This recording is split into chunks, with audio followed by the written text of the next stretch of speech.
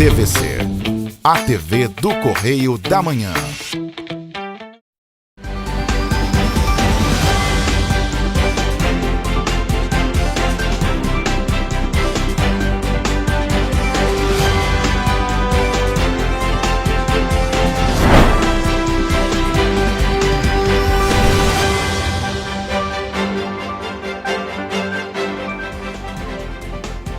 Olá, começamos mais um Correio Petropolitano na TV.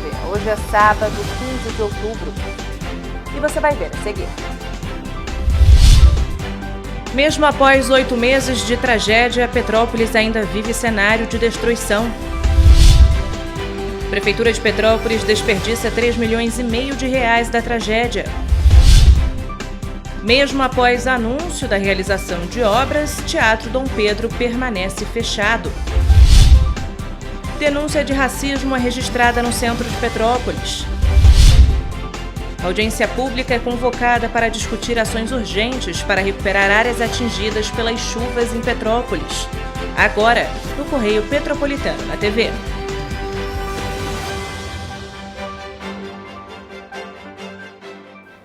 Hoje completou 8 meses da maior tragédia socioambiental da história de Petrópolis. O dia 15 de fevereiro ficou marcado no calendário, principalmente de quem sobreviveu às chuvas. E ainda falta muita coisa a ser feita.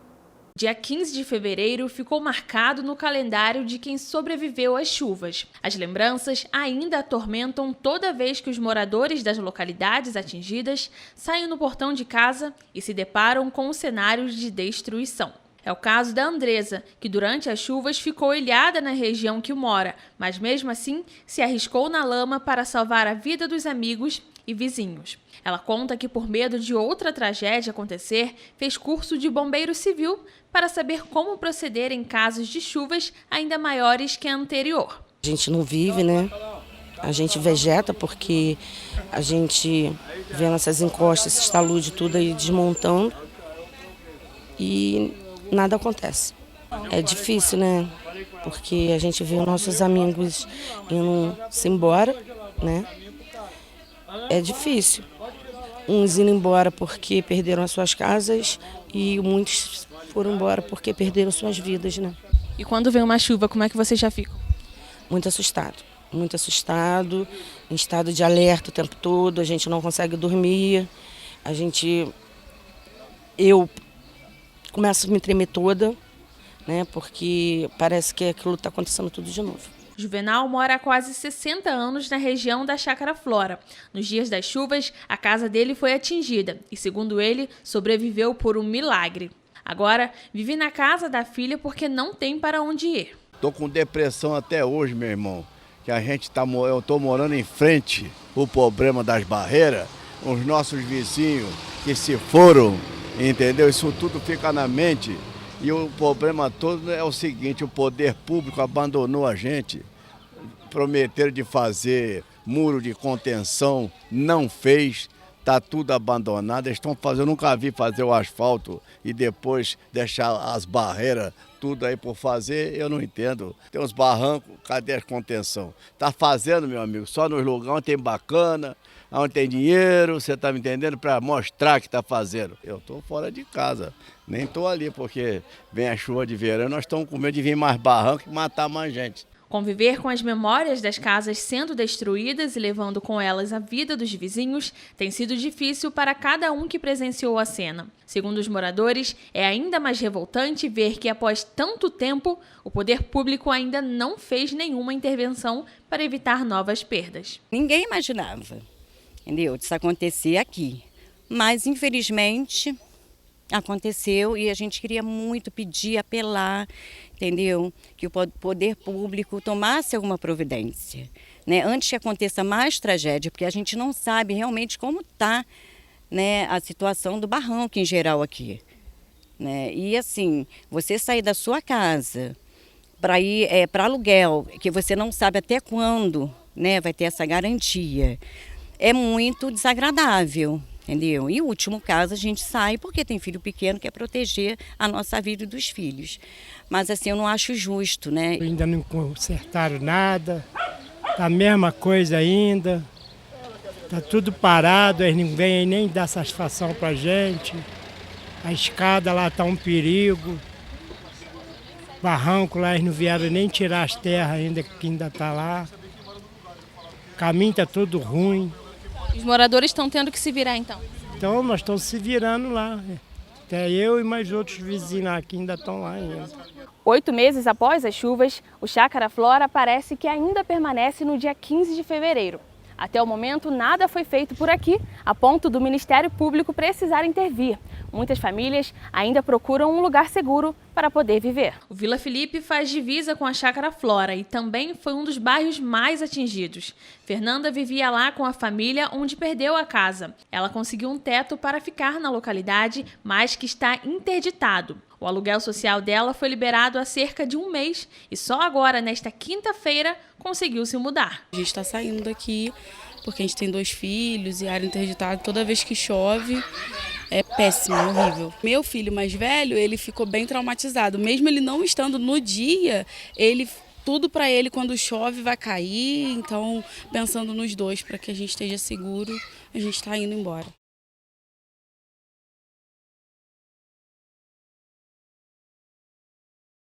O Ministério Público do Rio de Janeiro moveu uma ação civil pública para cobrar da Prefeitura de Petrópolis e do Governo do Estado ações urgentes nas regiões do Chácara Flora, Caxambu e Castelânia, que foram fortemente atingidas pelas chuvas de fevereiro e março. A ação civil pública cobra da Secretaria de Obras do município de Petrópolis e da Secretaria Estadual de Infraestrutura e Obras do Estado definições sobre as intervenções nas áreas atingidas pelo desastre no dia 15 de fevereiro e 20 de março. Nos documentos, o MPRJ afirma que pouco se avançou nesses meses, havendo poucas obras com responsabilidade definida, sendo algumas já iniciadas, outras com apenas promessas de início.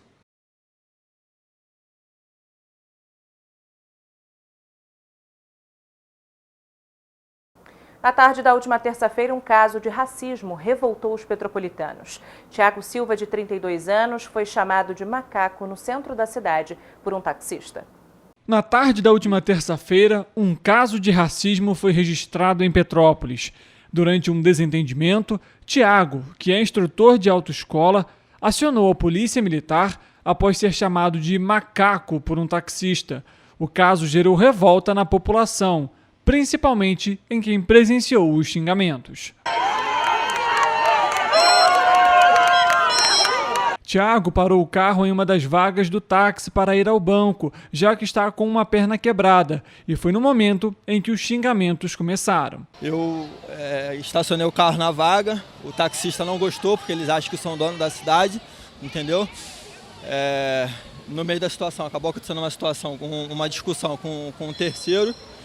E quando eu estava entrando dentro do banco, o taxista me chamou de mendigo e de macaco, né?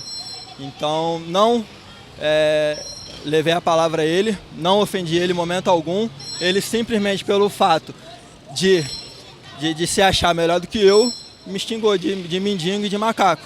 De acordo com a Constituição, a Lei 7.716 de 1989 pune os crimes resultantes de discriminação ou preconceito de raça, cor, etnia, religião ou procedência nacional, que é a discriminação contra estrangeiros.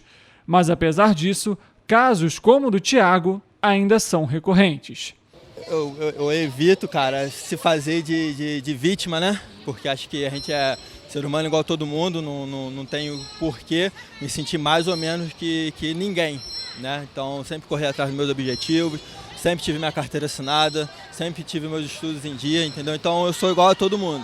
Só que isso não dá o direito de uma pessoa se achar melhor que A, que B, que C, preto, branco ou amarelo, entendeu? E é revoltante, né? Porque eu tenho que me expor, tenho que provar que fui agredido, né? E ele simplesmente, quando chega a viatura, fala que não e sai rindo como se nada estivesse acontecendo. Tiago e o taxista acusado de racismo foram encaminhados para a delegacia para prestarem depoimentos. A 4ª Vara Civil de Petrópolis convocou autoridades do Governo do Estado e da Prefeitura de Petrópolis para discutir 26 ações civis públicas movidas pelo Ministério Público do Rio de Janeiro depois da tragédia que atingiu a cidade. A audiência foi convocada pelo juiz Jorge Luiz Martins para a próxima quarta-feira, dia 19 de outubro, à 13h. Durante a audiência vai ser discutido o andamento das obras e vão ser cobradas do poder público respostas sobre a recuperação das áreas atingidas pela chuva. O documento de convocação cita as chuvas do dia 15 de fevereiro e 20 de março. Cita ainda que, passados 8 meses, ainda há muitas regiões que sequer receberam a limpeza dos escombros após os deslizamentos. Destas 26 ações, 2 chegaram a ser proferidas e o governo municipal pleiteou o aumento do prazo para cumprir as determinações. No documento, o juiz afirma que a audiência pretende destacar a urgência da realização de obras estruturais, para que a população tenha a certeza de que essas intervenções vão acontecer de imediato.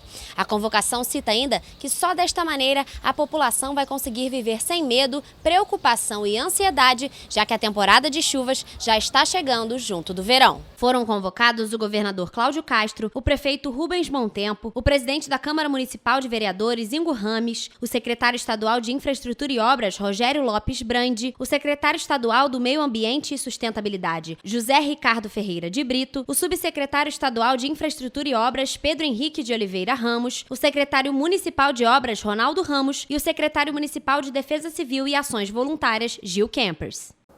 Um dos principais pontos turísticos de Petrópolis está fechado desde 2019, mesmo após a prefeitura afirmar que as obras seriam retomadas em fevereiro deste ano.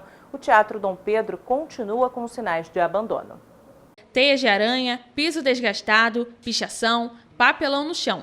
Um verdadeiro cenário de descaso e abandono. Um dos pontos turísticos mais conhecidos na cidade definitivamente parece ter sido esquecido pelo governo municipal. Assim como a classe artística petropolitana, que ano após ano perde cada vez mais espaço e tem dificuldade para conseguir apresentar a arte ao público, Marcos já fez inúmeras apresentações no teatro. Além de ter sido secretário de Cultura em 2009, quando houve a renomeação do ponto turístico para Teatro Dom Pedro, anteriormente chamado Paulo Gracindo. É um absurdo, né? Um teatro tão importante como esse ficar fechado. Foi em 2013 que nós fizemos um concerto, Lumen em Concerto, com a participação dos Canarinhos de Petrópolis, do naipe de gaita de foles da banda marcial Vauny Aguiar. Entraram com kilt escocês tocando pela plateia, foi uma coisa muito legal. As intervenções começaram em 2019, mas paralisaram com apenas 25% de conclusão. Em janeiro deste ano, o prefeito Rubens Montempo informou que as obras seriam retomadas em fevereiro, mas até agora nada foi feito. Na época, o governo municipal informou ainda que investiria 830 mil nas intervenções. A gente vai fazer o realinhamento de preço, retomar essa obra, né, e estamos aqui pactuando, né, se Deus quiser, no dia 7 de fevereiro agora a gente retoma as obras, né? Na verdade, vai ser um novo centro cultural acoplado ao teatro, né, e eu tenho certeza que, né, o Instituto Municipal de Cultura está pensando, né, em aproveitar da melhor maneira possível, junto com toda a classe artística, né, a utilização desse espaço. Na época também estavam previstas obras na parte elétrica, camarins, palco, salão principal e acessibilidade. A Secretaria de Cultura havia informado que a fachada e o interior do teatro teriam atenção especial para resgatar todo o glamour que o espaço possuía, diferente do cenário visto agora por quem passa em frente à fachada. Eu paro aqui para almoçar sempre estou por aqui mesmo, conversando com um amigo, outro. Você tem visto obras aqui ultimamente? Cara, não tenho observado nada. Isso aqui está abandonado, parado, fechado. Não tem nada não. Mas, segundo o prefeito Rubens Montempo, as obras estão em andamento e 50% das intervenções foram concluídas. Elas estão acontecendo, né? Já foram retomadas no início de fevereiro, né? Mesmo durante todo aquele processo todo de chuva, ela não parou. Hoje nós já temos quase 50% da obra concluída, né?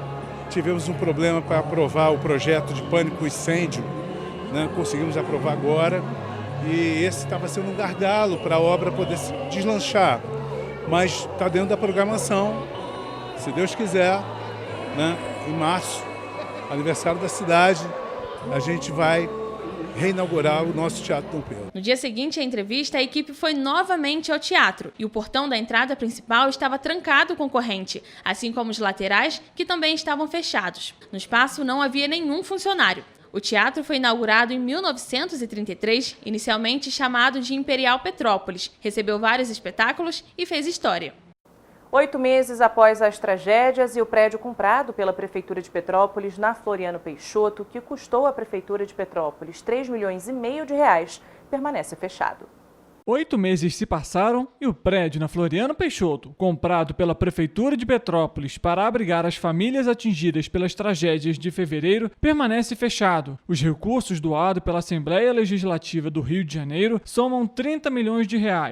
Deste valor, R$3.500.000 foram investidos na compra do imóvel, que continua sem moradores. O prédio foi adquirido pela Prefeitura um mês após a tragédia do dia 15 de fevereiro, mas já se passaram 238 dias e o prédio permanece fechado e sem nenhuma previsão para que o local seja utilizado. Ainda nesta semana, a equipe do Correio da Manhã exibiu uma reportagem que mostra a precariedade em que 10 famílias estão vivendo em um prédio localizado no Quitandinha. A falta de planejamento se tornou marca registrada do governo municipal. O imóvel conta com diversos problemas, como mofo e infiltração. A Câmara Municipal, por meio dos vereadores Ingo Rames, Fred Procópio e Domingos Galante, cobraram ações para que a Prefeitura resolva a situação. E você vai ver depois do intervalo. Prefeitura e Estado serão obrigados a apresentarem projetos básicos de obras estruturais nas encostas. Governador Cláudio Castro anuncia a chegada de 70 sirenes ao sistema de monitoramento de desastres naturais. Em 8 meses, Petrópolis já registrou 304 casos a mais do que em 2021 de estelionato. Mobilidade urbana é um dos principais desafios de Petrópolis. Crianças do Centro Social São José participam de passeio de trenzinho e piquenique no Horto Municipal promovido pelo CRAS Alto em Teresópolis. O Correio Petropolitano na TV volta em instantes.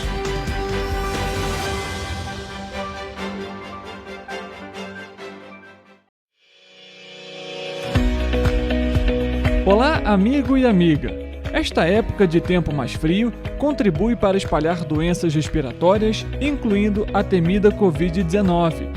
Você que não deixa de cuidar da sua saúde, confira sua caderneta de vacinação e não perca a oportunidade de atualizar o seu calendário de vacinas. É simples e faz bem a você e a quem vive ao seu redor.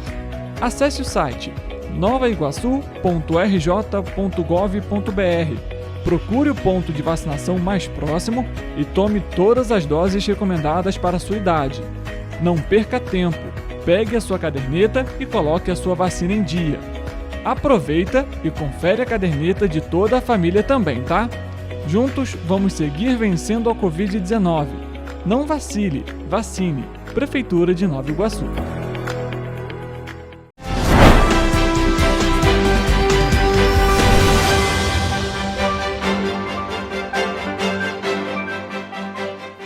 O Ministério Público do Rio de Janeiro moveu uma ação civil pública cobrando da Prefeitura de Petrópolis e do Governo do Estado ações urgentes nas regiões do Chácara Flora, Caxambu e Castelânia, que foram fortemente atingidas pelas chuvas de fevereiro e março. Os documentos foram assinados pela promotora de Justiça, doutora Zilda Januzzi Veloso Beck.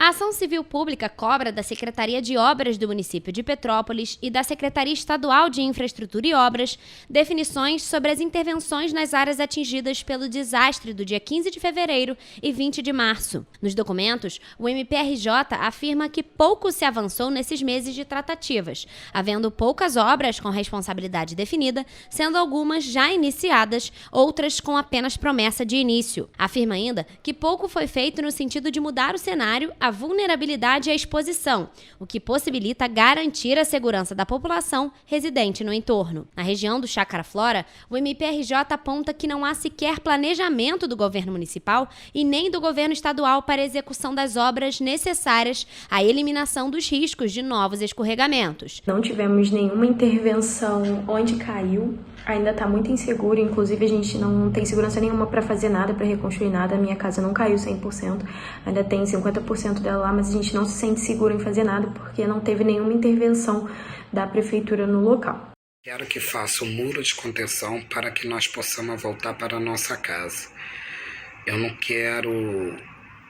Eu vou aí sempre, vejo aí essa coisa horrível que tá e nada, ninguém está fazendo nada pela gente. É uma coisa muito desumana, muito triste. Os documentos citam um relatório realizado pelo Grupo de Apoio aos Promotores após vistorias em cada uma das localidades atingidas. O relatório confirma que poucas obras efetivamente começaram, a maioria delas sob a responsabilidade do Estado do Rio de Janeiro, como, por exemplo, a região do Castelânia. No local, somente algumas vias estão com obras estruturais para mitigação de riscos, obras estas assumidas pelo Estado, enquanto outras localidades atingidas ainda não sofreram nenhuma intervenção estrutural. Eu acho que falta um pouco de amparo, né, do poder público, porque desde que aconteceu a tragédia ainda não vi medidas aqui no bairro para evitar que isso possa acontecer de novo, ou até mesmo alertar a população de uma maneira eficiente em caso de uma nova tragédia.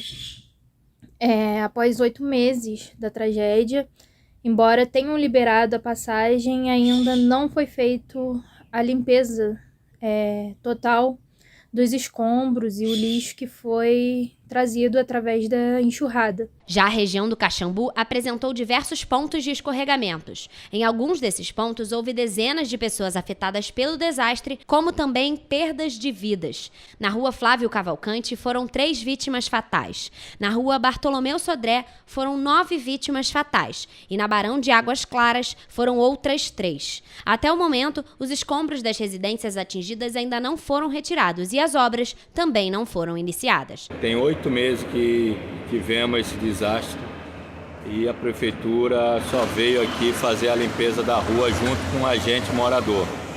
Desde então, a prefeitura não fez mais nada, não fez a limpeza da rua, não fez a limpeza dos rios, não fez nada. Então, assim, a mina que a gente tem aqui, que foi soterrada, onde teve um deslizamento, não vieram limpar. Abandonaram a gente. Caxambu está abandonado. A sensação desde esse tempo todo do poder público é que nós estamos abandonados. A gente só serve para votar e mais nada. Outro ponto importante citado nos documentos é a destinação dos recursos enviados à Prefeitura. O MPRJ afirma que, apesar de existirem recursos financeiros disponíveis, houve uma baixa adesão de medidas para evitar esses desastres naturais. De acordo com o Ministério Público, é evidente que a solução adequada para evitar esses desastres em áreas de riscos são medidas preventivas. Gostaria de saber quais serão as medidas do governo para evitar que novas tragédias aconteçam, visto que esses fenômenos são cada vez mais frequentes na região. Então, acho que o mais importante, além de lidar com o que aconteceu, é evitar que isso volte a acontecer. Nós não nos sentimos amparados pelo poder público, somente na questão do aluguel social, que ainda assim demorou para conseguir. Nesse meio tempo nós tivemos várias intercorrências e várias dificuldades, mas fora isso, no local não nos sentimos nem um pouco amparados pelo poder público. Na ação, o MPRJ insiste no fato de que, apesar de a Prefeitura ter apresentado uma série de planos de trabalho ao Ministério do Desenvolvimento Regional, não conseguiu executar nenhuma obra de reconstrução, limitando-se a ações de resposta, como socorro, assistência e restabelecimento de serviços essenciais, tais como limpeza e restabelecimento de acessibilidade de ruas. Por isso, o Ministério pede que seja determinado à Prefeitura e ao Estado a apresentação de um projeto básico para a licitação das obras estruturais nas encostas, além da demolição emergencial de escombros de casas que estiverem causando risco a outros imóveis no entorno. Também é solicitada a execução de obras de drenagem cobrindo as encostas e obras de contenção nas áreas afetadas. E, por fim, o MPRJ pede que seja feita a realocação temporária dos moradores que estão em áreas de risco mediante o pagamento do aluguel social. Senhor prefeito, desde 2002, o senhor entra e sai do poder. Nesse tempo todo, o senhor não tem um plano para poder ajudar a população que, infelizmente, a gente mora, a nossa moradia é tudo em encosta. Então, quando é que o senhor vai orientar o povo não morar em costa? E quando é que você vai dar a assistência a esse povo petropolitano? Me diz aí o que você vai fazer pela gente. Porque tem 8 meses já se passaram e a sensação que nós temos hoje que é de abandono. O presidente Jair Bolsonaro fez a doação necessária para a Petrópolis e cadê esse dinheiro? No centro da cidade já está bonito. E os bairros? Cadê o senhor? O Instituto de Segurança Pública divulgou que entre janeiro e agosto de 2022, o estado do Rio de Janeiro registrou mais de 84 mil casos de estelionato. O famoso crime do artigo 171 do Código Penal, mais conhecido como estelionato, consiste na prática de golpes em que o criminoso engana a vítima para conseguir alguma vantagem. No estado do Rio de Janeiro, foram 84.745 casos de estelionato em 8 meses, o que é equivalente a um aumento de 104% quando comparado ao mesmo período de 2021. O que a gente tem visto muito foi a questão da digitalização dos atos da vida comum. A partir da pandemia, a gente parou de ir ao banco, a gente parou de ir no restaurante, a gente passou a usar muito o celular para poder fazer essas operações. E isso você criou um novo território para que esse tipo de golpe aconteça, entendeu? Então você vê que de 2020 para cá, o número de ações tem aumentado muito, de ações criminosas tem aumentado muito. O uso massivo de WhatsApp, etc. O crescimento tem sido gradual. Dados do Instituto de Segurança Pública do Estado do Rio de Janeiro divulgaram que em 2010, ou seja, há 12 anos atrás, o município registrava 283 casos deste tipo de crime. Já em 2022, em apenas 8 meses, são contabilizados 1.593 casos de estelionato. Hoje, os sistemas de banco das empresas, eles são sistemas mais seguros. Os que os fraudadores usam muito é a engenharia social, que é justamente a habilidade de convencer a pessoa a auxiliar ele naquela fraude. Não adianta você ter esse monte de segurança, porque o estelionato vai acontecer. Então, o que a gente tem visto são sistemas mais seguros, mais robustos em termos de segurança, mas um aumento grande do número de estelionato, até desproporcional à segurança dos sistemas, por causa da engenharia social. Os casos de estelionato possuem a pena de prisão de 1 a 5 anos, além de multa que pode chegar a R$500 mil. O advogado Fernando Henrique Ferreira de Souza aponta que a maior parte das vítimas são pessoas idosas e dá dicas para evitar cair em golpes. O principal é atenção e cautela. Muitos dos golpes se aproveitam muitas vezes da nossa ou ignorância ou ganância. Sempre que vem uma oferta muito tentadora, que a esmola é grande demais para o santo, você já desconfia, porque aquilo não é normal. E seja seguro, a gente vive um mundo muito corrido. Então, sempre que a gente for lidar com dinheiro, com transação, preste atenção, vê se o que você está pagando é para quem você tem que pagar, se o nome da pessoa está ali como destinatário daquele depósito que você vai fazer, se o banco credor é o banco que tem que constar naquele título que você vai pagar. Não entra nessas ofertas de emprego que você não precisa trabalhar e ganha não sei quantos mil por hora. A gente sabe que estão se aproveitando da sua boa vontade nessas situações. Em abril de 2019, foi definido o Plano de Mobilidade de Petrópolis, que traz sugestões de ações para dar mais fluidez ao trânsito. A medida é fundamental, tendo em vista a precariedade da mobilidade urbana da cidade. O Plano de Mobilidade, criado em 2017 e atualizado em 2019, traz propostas para amenizar os congestionamentos e melhorar o fluxo de pessoas e veículos. As ações do arquivo de 600 páginas englobam ações até 2029. Dentre elas, está a implementação de um veículo leve sobre trilhos, inicialmente entre o centro e o alto da serra. O modelo teria 6,5 km de extensão e 18 paradas. De acordo com o Detran, Petrópolis tem mais de 188 mil veículos, o que corresponde a um veículo para cada 2 pessoas. A gente tem hoje um sistema de ônibus que muito longe do que seria o ideal, mas também existe uma crise, enfim. E a segunda questão é que é preciso que a gente pense a mobilidade urbana em Petrópolis ou em qualquer cidade a partir do transporte coletivo. Que você, transporte coletivo e multimodal. Se a gente continuar pensando no carro como o principal meio de transporte, a gente nunca vai conseguir resolver o problema.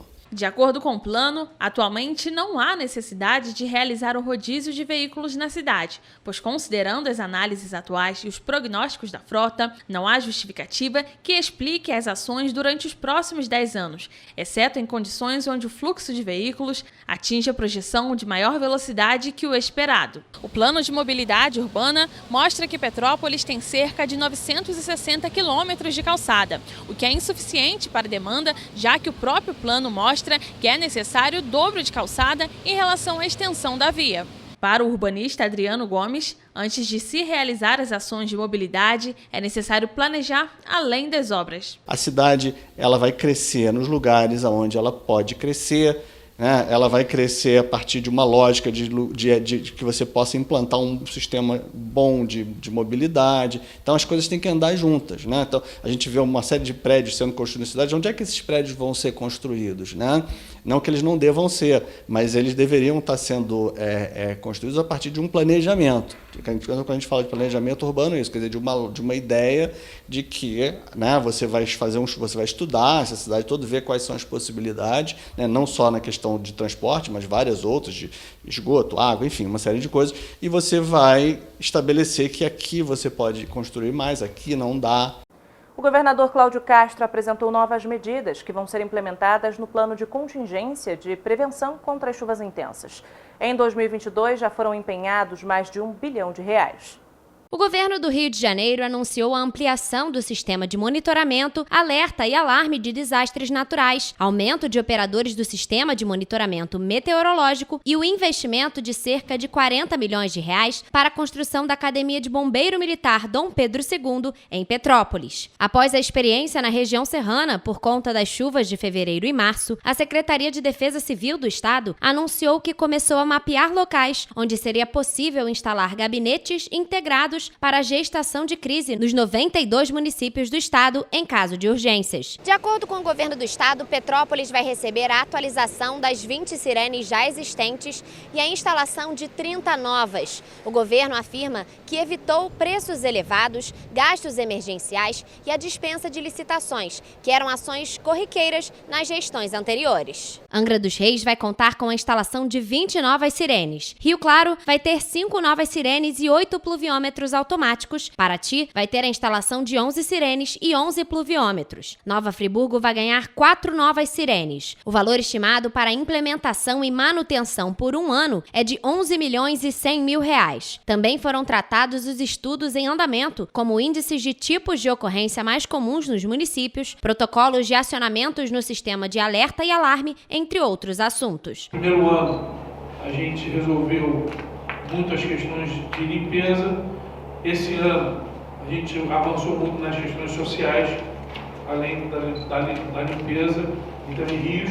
E ano que vem, eu acho que já a gente tem que pensar, sobretudo você e o pessoal da Cirimpa, pensar na contenção mais de encostas, para que a gente tenha, e junto com o pessoal também da SEAB, a gente vá na questão de tirar as pessoas preventivamente das áreas de risco. Acho que essa é a evolução do nosso comitê, Brandi. No próximo período, com certeza, a questão das encostas e da remoção prévia das pessoas deverá ser o nosso foco. Sobretudo o programa Casa da Gente, que é um programa que está aí para isso.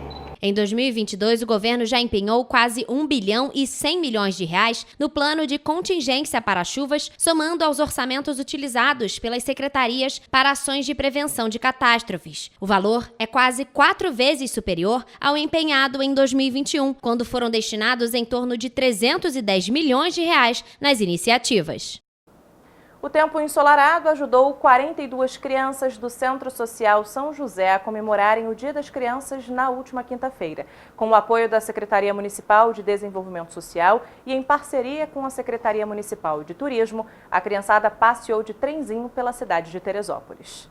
No passeio de trenzinho em comemoração ao Dia das Crianças, também estiveram presentes os personagens do Homem-Aranha e do Super-Homem. Em seguida, as 42 crianças do Centro Social São José puderam fazer um piquenique no Horto Municipal, no bairro Carlos Guinlen, em Teresópolis. No cardápio, bolos de chocolate, doces e sanduíches variados, além de refrigerantes e sucos, assim como muitas brincadeiras. A ação foi promovida pela equipe do CRAS Alto, com o apoio da Secretaria Municipal de Desenvolvimento Social e em parceria com a Secretaria Municipal de Turismo. E você vai ver depois do intervalo. Campanha de vacinação contra a poliomielite é prorrogada em Petrópolis até o dia 27 de outubro. O projeto Aloha já ajudou mais de 7 mil famílias carentes em Petrópolis. Centro Cultural de Paraíba do Sul é reinaugurado após 19 anos. Dia do Comércio é comemorado na próxima segunda-feira em Petrópolis. Professores e equipe técnica pedagógica da Rede Municipal de Ensino de Paraíba do Sul recebem curso de capacitação. O Correio Petropolitano na TV volta já.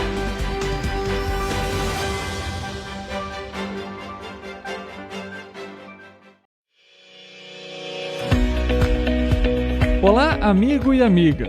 Esta época de tempo mais frio contribui para espalhar doenças respiratórias, incluindo a temida Covid-19. Você que não deixa de cuidar da sua saúde, confira sua caderneta de vacinação e não perca a oportunidade de atualizar o seu calendário de vacinas. É simples e faz bem a você e a quem vive ao seu redor.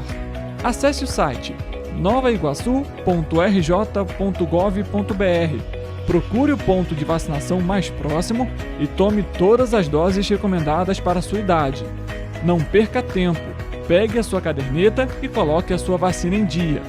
Aproveita e confere a caderneta de toda a família também, tá? Juntos vamos seguir vencendo a Covid-19. Não vacile, vacine. Prefeitura de Nova Iguaçu.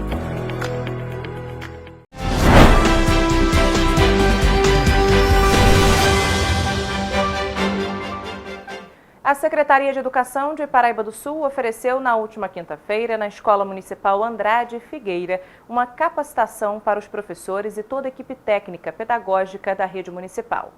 O curso faz parte do projeto Caravana da Leitura e do Autor Fluminense e tem como objetivo contribuir para a melhoria da educação e incentivar o gosto pela leitura através da contação de histórias e oficinas literárias, bem como divulgar os autores fluminenses e suas obras junto ao público infantil. A aula teve duração de 4 horas e foi ministrada pelo coordenador e idealizador do projeto, Raimundo Moreira. Na segunda fase, o município receberá uma manhã de atividades lúdicas e literárias em uma escola da rede pública, que receberá uma doação de 100 livros dos autores fluminenses. A Secretaria de Saúde de Petrópolis estendeu a campanha de vacinação contra a poliomielite até o dia 27 de outubro. O objetivo é garantir a ampliação da cobertura vacinal de todo o público-alvo. 32,63%. Essa é a porcentagem da cobertura vacinal contra a poliomielite em Petrópolis. A paralisia infantil ou poliomielite é uma doença contagiosa aguda causada por um vírus que pode infectar crianças e adultos. Em casos graves, provoca paralisia nos membros inferiores. A vacinação é a única forma de prevenção contra a doença. E por isso, o Ministério da Saúde recomenda que todas as crianças menores de 5 anos sejam vacinadas. Até o dia 2 de setembro de 2022, os dados preliminares divulgados esclareceram que mais de 3 milhões de crianças já foram vacinadas contra a poliomielite. Apesar da baixa adesão em Petrópolis, o número não se distancia muito da média nacional, que ficou em 32,5%. Por isso, a Secretaria de Saúde de Petrópolis estendeu a campanha de vacinação contra a poliomielite até o dia 27 de outubro. O objetivo dos especialistas é evitar a reintrodução da doença, que foi considerada erradicada no país desde 1994. Petrópolis possui 13 salas de imunização disponibilizadas para a vacinação. O Centro Cultural Maria de Lourdes Tavares Soares, em Paraíba do Sul, foi reinaugurado após passar por reformas. O espaço retomou as atividades que estavam paradas há anos. Reunião do Museu Ferroviário, o Museu Iconográfico, a Biblioteca Municipal e o Cinema Popular Nívia Stelman, além das salas destinadas aos comerciantes e artesãos locais. O centro ainda dispõe de área de lazer, novos quiosques padronizados na Praça da Estação e a exposição da locomotiva Vapor Maria Fumaça. A visitação ao espaço é gratuita. Durante a pandemia, muitas ações sociais foram criadas por pessoas que desejavam ajudar o próximo. Este é o caso do projeto Aloha, que em 1 ano e meio de existência já conseguiu ajudar mais de 7.000 famílias em situação de vulnerabilidade social em Petrópolis. As famílias que eu atendo, eu chego na casa de, vou te falar, de 100%, 80% está 2 dias sem comer.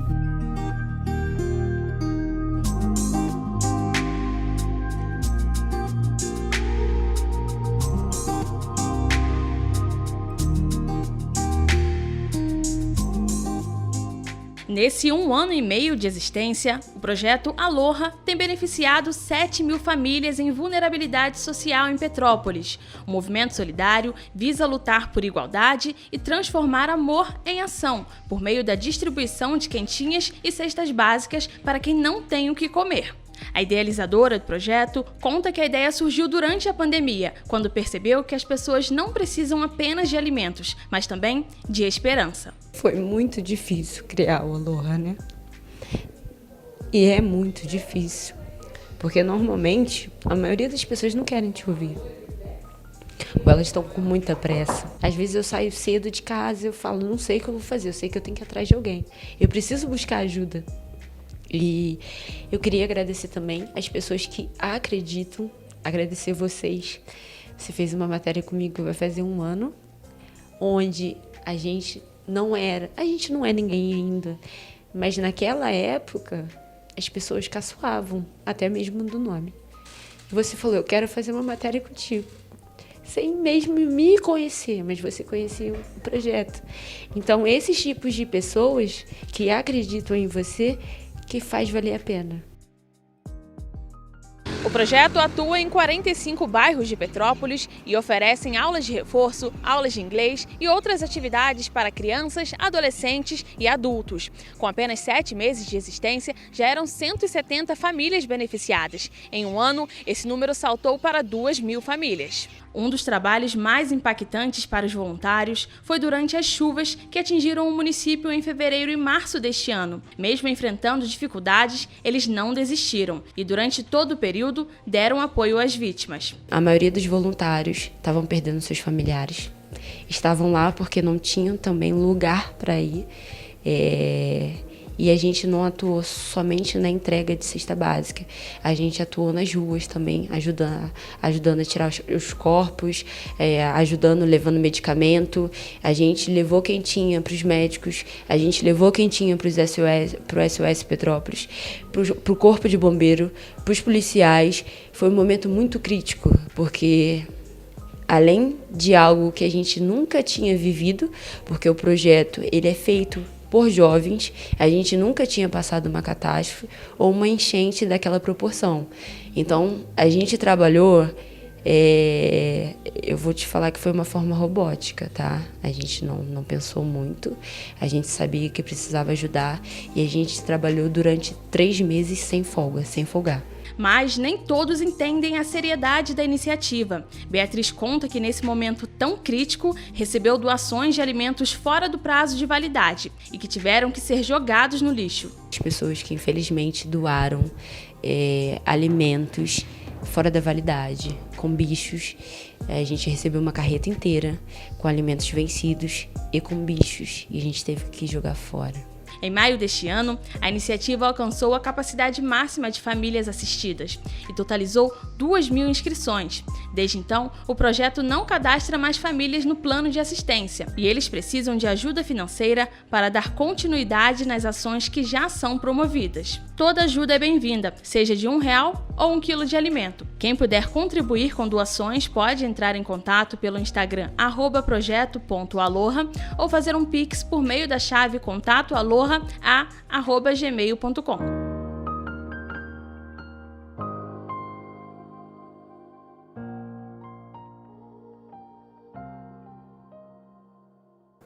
Por conta do feriado dos comerciários, comemorado na próxima segunda-feira, as lojas em Petrópolis vão estar fechadas.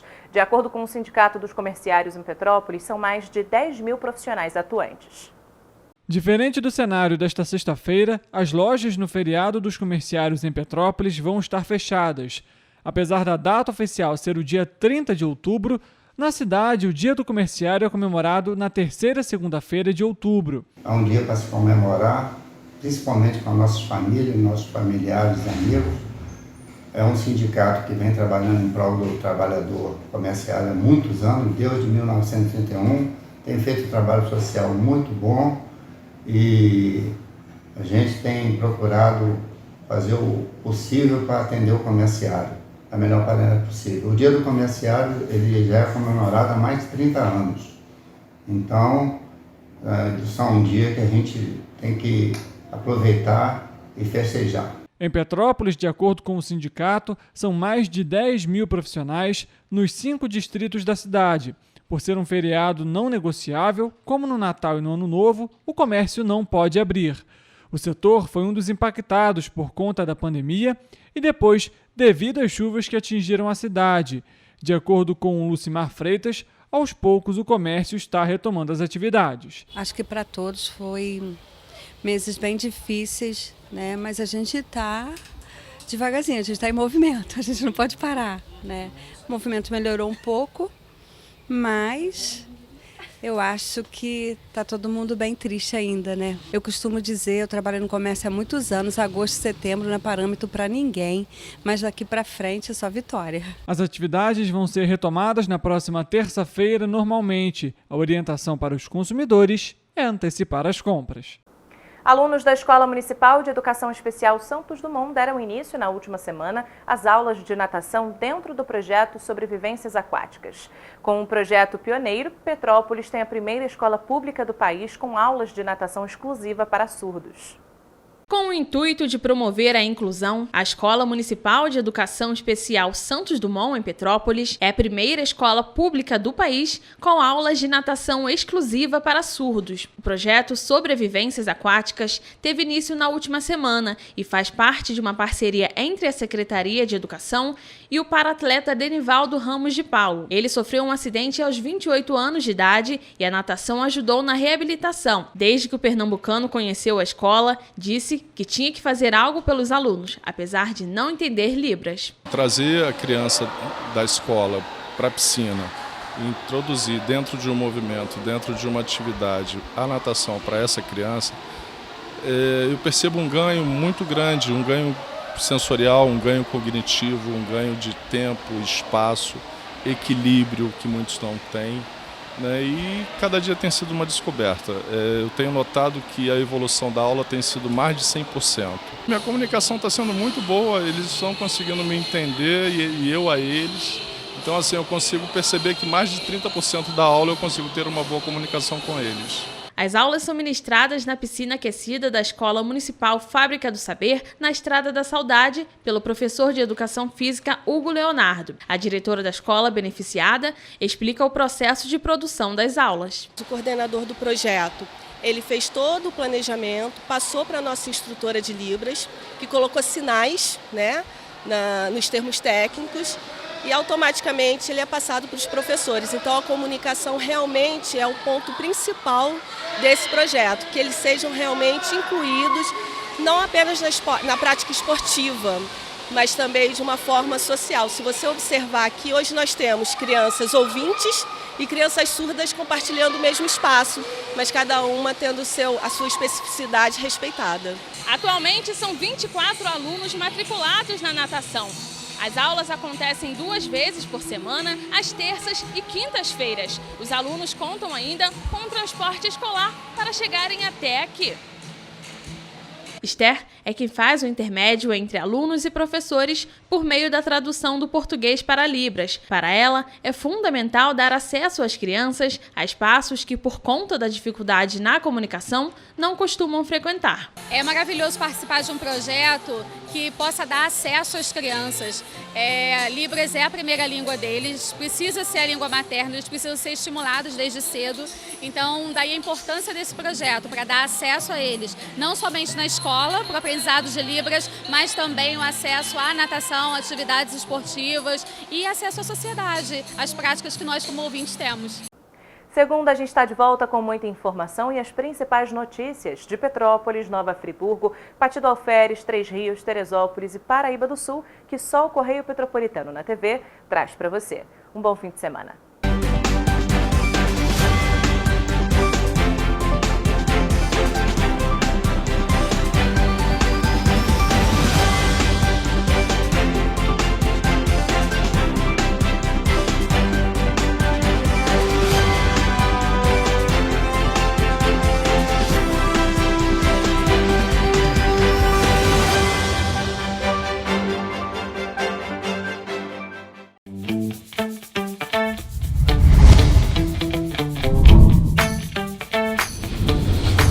TVC, a TV do Correio da Manhã.